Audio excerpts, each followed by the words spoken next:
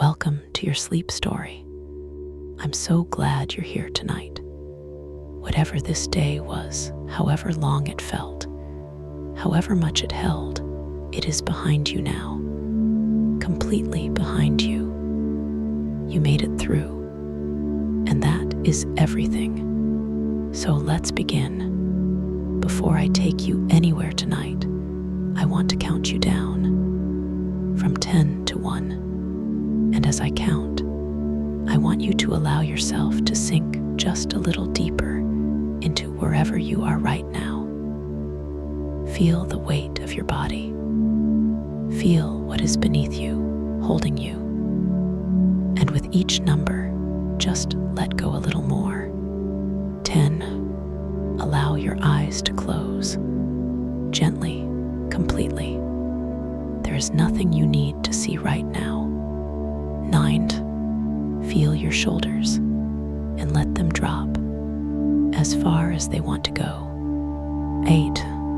A slow breath in through the nose. 7. And all the way out. 6. Your hands. Feel them opening. Whatever you've been holding today, you can put it down now. 5. Your jaw is soft. Your face is soft. 4. Your legs are heavy, warm. 3. You're drifting, not asleep yet, but moving that way. 2. The day is behind you, completely and entirely behind you. 1. And now, tonight's sleep story, the relaxation. Before we go anywhere, I want to stay here with you for a moment. Just here, just now, because this moment, this exact moment right now, where you are lying in the quiet, deserves a little attention, a little kindness. Take a breath in for me, from the very bottom of the belly. Good, and let it go. And as you breathe out, I want you to imagine that everything you were carrying today, every worry, every unfinished thought, every heavy thing is just leaving with that breath, just drifting away. You don't have to solve anything tonight. You don't have to figure anything out. You don't have to be anything other than exactly what you are right now. A person who deserves rest. A person who deserves sleep. Because you do. You really do. Whatever happened today, whatever was hard, whatever felt heavy, you made it through. You are here. And that is enough. That is more than enough. You are safe. And you are here. Bring your awareness gently to your feet now. Just notice them and allow them to soften. The toes uncurling, the arches releasing. All the small held tension of the day simply letting go. Let that softness travel upward, through the calves, through the knees, the thighs. All of it warm, all of it heavy, all of it resting now. Your lower back, your hips. Allow yourself to feel the surface beneath you taking your weight completely, fully. You don't have to hold yourself up anymore. The earth has you. The temple has you. The belly soft. The chest soft. The heart beating steadily as it always has, as it always will. Your shoulders dropping, your arms heavy and warm, your hands open and still, the neck long and loose, and your face, let the jaw go. Let the forehead smooth. Let the eyes be completely still behind their lids. There you are, from the top of your head to the tips of your toes, completely soft, completely warm, completely You've done beautifully. Now, let me take you somewhere. Somewhere the stone is old, and the moss is deep, and the lanterns are lit along the path, and the temple keeper is making his last rounds of the evening. Come with me, the city beyond the walls. Imagine Kyoto, the city at night, not the Kyoto of the tourists. Though they are here, they are always here in this city of temples and shrines, and the compressed, extraordinary culture of 1,000 years. The deeper Kyoto, the Kyoto that exists beneath the tourism and behind the temple walls, the city that has been here since 794 AD, 1,200 years. 1,200 years of people living in this basin between these mountains. The mountains on 3 sides, north, east, west, forming the bowl of the city, holding it, giving it its particular microclimate, its particular quality of air. The streets, at this hour late after 10, the streets of Kyoto quiet in the particular way of a Japanese city at night, not the aggressive quiet of a place that has locked itself away. The settled quiet of a city that has found its rhythm. And its rhythm includes this, the quiet hours, the necessary hours. And then, behind the city, behind the shops and the restaurants and the streets, the temple, its wall, stone, old, the wall that says, here, beyond this, something different. The gate, the sandman, the great gate of the temple, its roof sweeping upward at the corners in the characteristic curve of Japanese Buddhist architecture. The curve that is so specific to this tradition that you know immediately what you are seeing. Not a decorative curve, a curve with meaning. The upward sweep saying something about aspiration, about the reaching of the built thing toward what is above it. 2 stories, the gate enormous, the wood of it dark with centuries. This gate has stood since 1628, almost 400 years. 400 years of people passing through it. Monks, pilgrims, emperors, the ordinary people of the city who came to pray, the tourists of the modern age who come to see, all of them passing through this gate, the gate unchanged. Tonight the gate closed, the temple is closed, the visitors are gone, but you are inside. You came before closing, you stayed, and now the temple is yours. And the keeper's, Yoshida. His name is Yoshida. He is 63 years old. He has been the head keeper of this temple for 22 years. Before him, his predecessor, who served for 31 years. Before that, another. The line of keepers going back to the temple's founding, which is more than 1,000 years ago. Not the same men, but the same role, the same responsibility, the same rounds, morning and evening, the same lamps to light, the same paths to sweep, the same eyes on the stone and the moss and the buildings and the trees. Yoshida came to this work through the traditional path. He is not a monk. The keeper is not a monk. The keeper is a lay position. He trained under his predecessor. He learned the temple's temple's needs, the temple's character, the temple's particular requirements through years of attending before he was given the responsibility. He received it 22 years ago. He has not looked away since.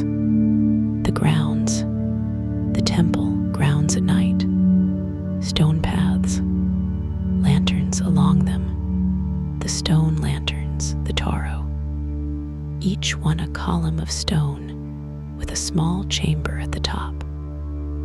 The paper panel in the chamber lit from within by a small flame, the lanterns making pools of warm light, the path between the pools of light going from light to light, the darkness between them complete. This is the Buddhist aesthetics of light, not the flood of illumination, the placed light, the deliberate pool, the darkness honored as much as the light, the moss on every stone surface, the deep green moss of a Kyoto temple that has been here long enough for the moss to become permanent. The moss covers the stone walls. The moss covers the stone lanterns themselves, the bases of them, the lower panels, the surfaces that the rain finds and the shade maintains. Ancient moss, old in the way that moss in these places is old. Not a single organism, a community, the same community that has been present here for centuries, the same species in the same positions, the same slow colonization maintained and sustained by the same conditions. The moss of this temple is older than Yashida, older than his predecessor, older than anyone who serves here now. The evening rounds. Yashida walks the grounds. His rounds, not hurried. Nothing in this temple is hurried. The pace of the temple, the pace of a place that has been here for more than 1,000 years, is not the pace of urgency. The urgency of the modern world, the always next thing, the constant forward push. This pace does not find its way inside the gate. Inside the gate, the pace is different. The pace of something that will be here tomorrow, and the day after, and 100 years from tomorrow. The pace of the very long view. Yashida walks at this pace. He has always walked at this pace. He checks the lanterns, the flame in each one burning well or needing attention. He knows at a glance. The main hall. He checks the doors closed, secured for the night. The small shrine at the garden's edge. The offering before it. The fresh flowers and the incense that were placed there this morning, both needing replacement tomorrow. He makes a small note. In the notebook he keeps, the same kind of note-keeping that Haruto does in the bamboo grove, the same kind of faithful record. What was checked? What was found? What is needed? The garden at the center of the temple grounds. The garden, Kersansui, the dry garden, the Zen rock garden, the raked gravel representing water, the stones representing islands or mountains, or simply stones. The whole arrangement, a meditation in form and space, and the relationship between them. By day, the garden receives visitors, hundreds of them. They sit on the ingawa, the veranda, and they look at the garden, or they try to look. The tour groups are sometimes loud. The garden absorbs this. The garden is patient. It has been absorbing everything for 500 years. At night, the garden is most itself. The visitors gone, the tour groups gone, the garden returned to what it was made to be, a place of stillness, a place of looking. The raked gravel, the lines in it precisely drawn, the pattern uniform, the marks of the rake, the only sign of human activity, in a composition otherwise dedicated to the appearance of no human activity at all. Yoshida looks at the garden. He looks at it every evening. He has looked at it for 22 years. It is different every time. The light, the season, the quality of his own attention. Something different every time. The bell, the temple bell, the bancho, a large bell, bronze, suspended in its wooden belfry at the garden's north edge. The bell has been here since the 17th century. The sound of it, the tone that this bell makes, is unique. Every bancho has its own voice, its own particular resonance, the result of its specific alloy and its shape and its age. This bell, its tone is deep, exceptionally deep, the kind of tone that does not arrive at the ear as sound arrives. It arrives in the chest, in the body, the overtones of it hanging in the air after the fundamental tone has faded. Yoshida strikes it once at the end of his evening rounds. A single stroke, the bell mallet, the log suspended on a rope, pulled back and released, the end of it covered in wrapped rope to soften the impact, to give the bell a full resonance rather than a sharp attack.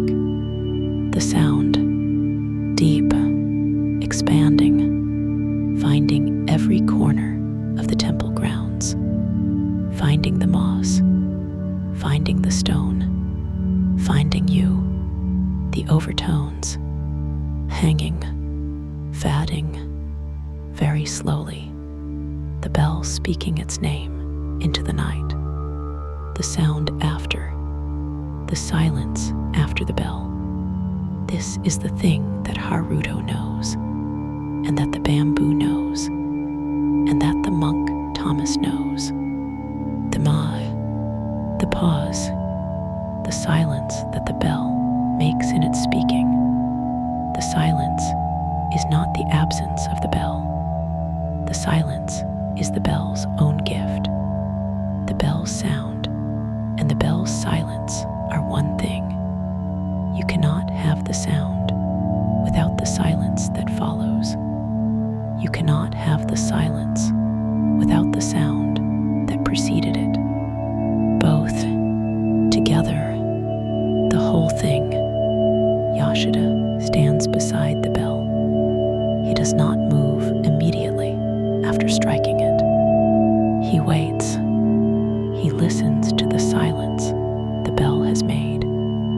For as long as the silence holds its quality, the particular quality of the silence that follows this bell, which is different from ordinary silence, he stands and receives it, the way you receive a gift. The temple giving what it has always given, the silence after the bell, the keeper's house at the north end of the grounds, a small house, the keeper's house, old, not as old as the temple, perhaps 200 years, but old, the wood of it dark, the roof tiles heavy with age, and the moss that finds the north-facing surfaces. Yoshida's home for 22 years. Before him, his predecessor's home, the same tatami room, the same small garden at the back, not the grand kersansui, a small private garden, a few stones, and a maple tree, and the moss that grows wherever the light is dim and the moisture is reliable. He goes in, he removes his shoes, he enters. Inside, the tatami room, the smell of it, tatami, the woven rush of the mat, its smell specific and slightly sweet, the smell of a material that is ancient and natural and completely particular to this country and this tradition, and incense, the incense that drifts from the main hall and finds its way into everything in the temple grounds, into Yashida's clothes, into the wood of his house, into the tatami itself, sandalwood, the particular incense of this temple, its smell, ancient, the same incense burned in this temple for more than 1,000 years, the same smell, 1,000 years of it. In these walls, in this room, Yashida sits on the tatami, not in a chair. He does not use a chair in this room. The tatami floor, the low table, the cushion, the zabuton, the thick floor cushion that makes sitting possible for the Western knees that are not accustomed to this. He kneels. He makes tea. The tea, matcha, not the matcha of cafes and menus and the modern world, the matcha of the tea ceremony tradition, the powdered green tea whisked in hot water, the preparation itself a practice, the quality of attention brought to the making of the tea as important as the tea itself. Yashida is not a tea master. He is a temple keeper, but he makes tea this way every evening because this is how tea is made here, because the careful making of a simple thing is itself a form of meditation. The whisk in the bowl, the green powder dissolving, the color, the deep jade green of matcha, the color that is only this color, that belongs only to this tea, the steam rising, the smell of it, grassy, slightly bitter, alive. He holds the bowl, both hands, the warmth. He drinks the night garden through the sliding screen, the shoji, the paper screen through which the garden light finds its way, outside the maple tree. At night, its leaves just visible against the slightly lighter sky. It is November. The maple has turned, the leaves now the deep red of the Japanese autumn maple, the momoji, which has its own word because it is its own thing, the autumn maple of Japan. Its red so specific and so present that it requires its own numbing. Even in the dark, the red is present, not as color, as depth, as something felt rather than seen. Tomorrow the maple will be lit by the morning sun, and the red will be extraordinary. Tonight it is dark red, and the moss below it, deep green even in the dark. The red maple and the green moss. Yashida has been watching this combination for 22 autumns. He will watch it for many more. He hopes what Yoshida knows. He knows this temple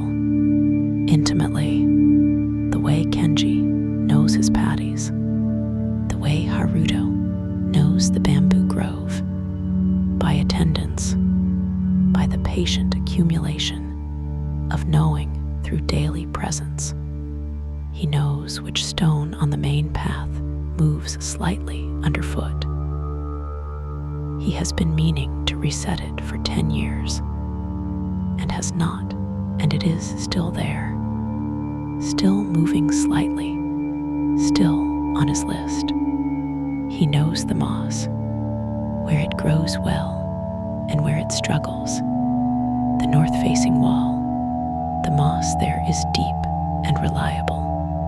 The south-facing path, the moss there must be protected from the summer sun with careful management of the overhanging trees. He knows the trees, the maple in his garden, the ancient pine in the temple's main garden, the black pine, its trunk trained over centuries into the shape it now holds, the shape that is the result of generations of pruning by generations of keepers. He knows the bell, its tone. He can tell by the tone of a single strike whether the bell is hung correctly, whether the belfry needs attention. He knows all of this in his body. In 22 years, the stone lanterns. After the tea, he goes out again, not for the rounds, those are done, simply to be in the grounds. The evening walk, the stone lanterns burning. He walks among them, their light making the familiar grounds unfamiliar, the familiar made strange by light. This is the genius of the placed light, the pool of light and the darkness between. What is lit is emphasized. What is in darkness recedes. The garden rearranges itself in the lantern light. The stones and the moss in the light present. The spaces between gone into dark. A different garden from the daytime garden. The same garden. Both. He walks slowly, the stone path, the pools of light, the moss between them, green at the lantern's edge, dark beyond.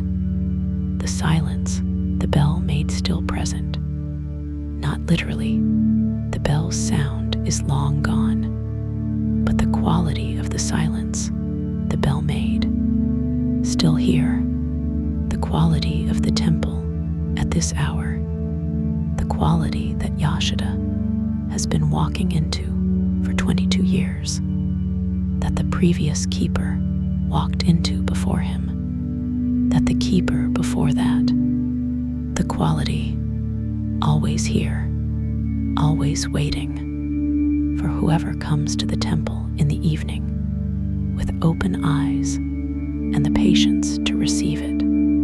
Growing still, the tatami is beneath you, the shoji is beside you, the maple is outside, the lanterns are in the garden, the bell has spoken, the silence after it still present. If thoughts are arriving, and they probably are, because that is what minds do, they are not staying long. They come, you notice them. They go, like incense smoke, rising, curling, gone. You don't need to hold any of them. Just the tatami, just the smell of the sandalwood, just the silence after the bell, just the maple outside, dark red in the dark, turning, just the moss green, just the stone. Peace lives in this temple, in the lanterns and the kersansui, and the bell and Yashidas, 22 years of faithful keeping, in the 1,000 years of this place, in the silence after the bell. Tonight it is yours. Good night. You are doing so beautifully. The day is done. You came through the gate tonight. The Sandman, 400 years old.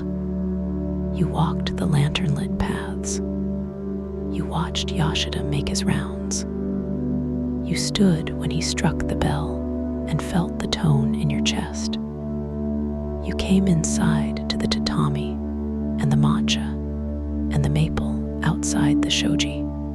The temple received you, as this temple has received people for more than 1,000 years, without condition, without requiring anything, simply with the stone and the moss and the lanterns and the bell. Carry it with you on the rushed days, the loud days, the days when the world feels like noise and obligation, and the pace you cannot slow. Remember the temple. Remember the pace of something that has been here for 1,000 years and will be here for 1,000 more. Remember the bell. One stroke, and then the silence it made. The silence is the bell's gift. You know the way here now, but tonight you are already here. The tatami is beneath you. The incense is in the air. The maple is outside. Sleep now, deeply, completely. You deserve every stone ancient, moss deep, lantern lit, bell rung, temple held moment of this rest. Every single one. Good night. Sleep well. The temple through the night. The grounds at midnight. The temple grounds at midnight. The lanterns still burning. They burn all night. Yashida tends them so they will. The stone paths lit. The moss at the path, edges caught in the light. The kersansui, the dry garden visible at its edge. The raked gravel pail in the lantern light. The pattern of the raking. The lines flowing around the stones. The pattern that a Zen master drew 2 days ago in the morning. The pattern that represents water flowing. Still, the pattern unchanged since morning will be unchanged until morning, when Yashida's assistant will rake it again. Fresh lines, the same pattern, different day. The garden impermanent and permanent, both. The bell in the night, the bell in its belfry, after the single stroke of the evening round, silent, the overtones long since faded, the bell itself cooling very slightly from the vibration. A bell that has been struck holds a trace of the striking, not in sound, the sound is gone. In the metal, the atoms of the bronze, slightly more agitated than before the strike, very slightly, for a very short time, then returning to the state they were in before. The bell settling, as the bell has always settled, after every stroke, for 400 years, every stroke a complete thing. The sound, the resonance, the fading, the return to silence, every stroke complete, every silence its own gift. What the moss knows, the moss on the temple walls, very old as the temple in its lineage, not the same individual cells. Moss renews itself constantly. The individual plants living perhaps a decade, the community living much longer. The community of moss on this wall has been here for centuries. Not the same moss, the same moss community. The species that found this wall's conditions suitable, the dampness, the shade, the pH of the stone, the quality of the light, and settled here, and has been here ever since, renewing generation by generation, each generation the same as the last, the same species, the same green, the same position on the wall, the same relationship to the stone. The moss knows this wall, not in any cognitive sense, but in the biological sense. The moss and the wall are adapted to each other, have been adapting to each other for centuries. The wall shapes the moss shapes the wall. Slowly, the acid of the moss affecting the stone surface affecting the moss's chemistry, each making the other more itself. The 1,000 years. The temple is more than 1,000 years old. This is not a poetic claim. The temple's founding documents, held in the archive, their paper fragile, their ink faded but legible, record the founding year, more than 1,000 years ago. Think about what has happened in 1,000 years. The world has changed beyond any comparison.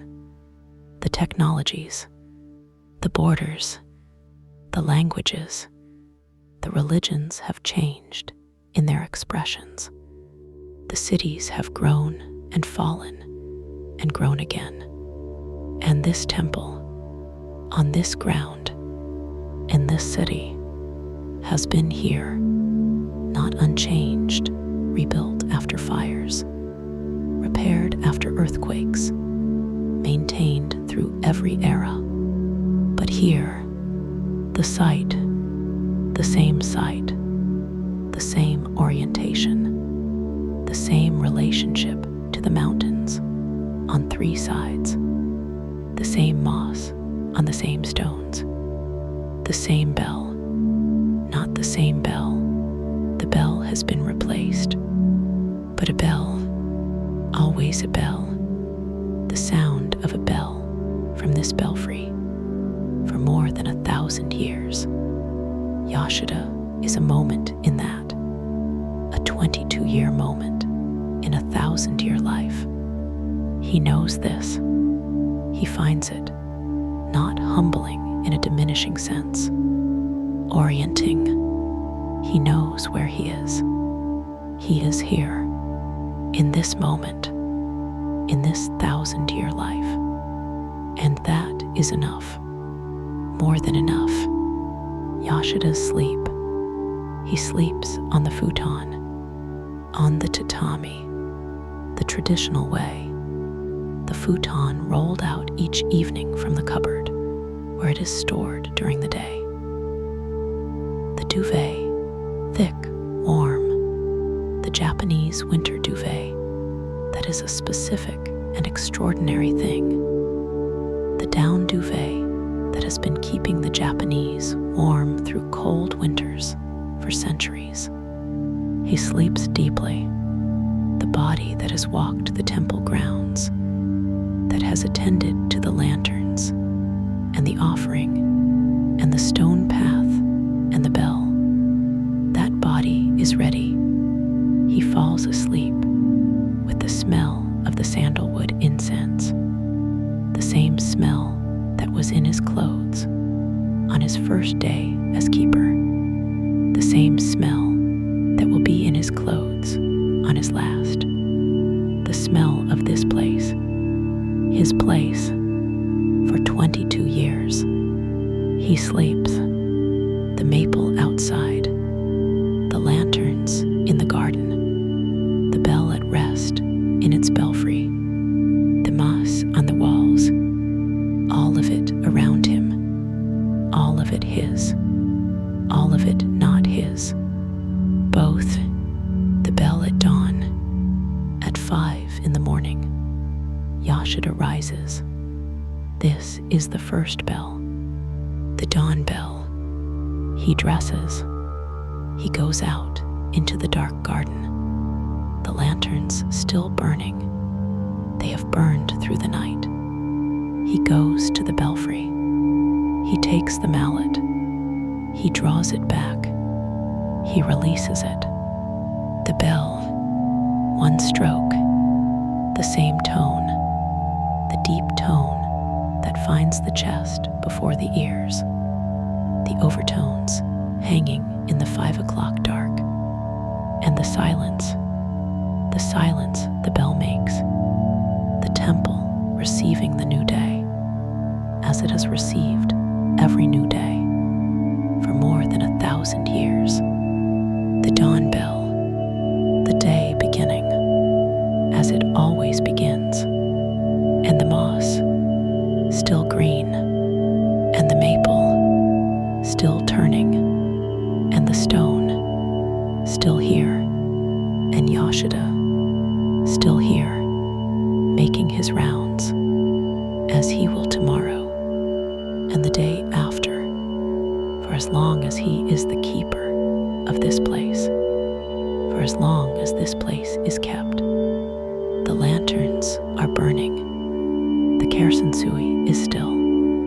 The bell is at rest. The moss is on the walls. The maple is dark red. The incense is in everything. Yoshida is sleeping. The futon, the tatami, the smell of sandalwood, the 1,000 years.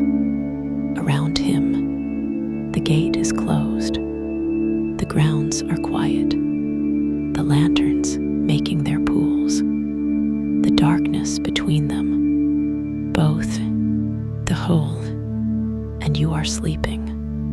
Deeply, completely, peacefully, in the temple, in Kyoto, in the 1,000-year night. The bell has spoken. The silence is its gift. The moss is old. The stone is older. The temple holds everything, as it has always held everything. This is exactly where you should be. This is exactly what you deserve. Every stone ancient, moss deep, lantern lit, bell rung, temple held moment. Every single one. You are safe. You are held. You are at peace. Good night, dear friend. Sleep well. Sleep deeply. Good night.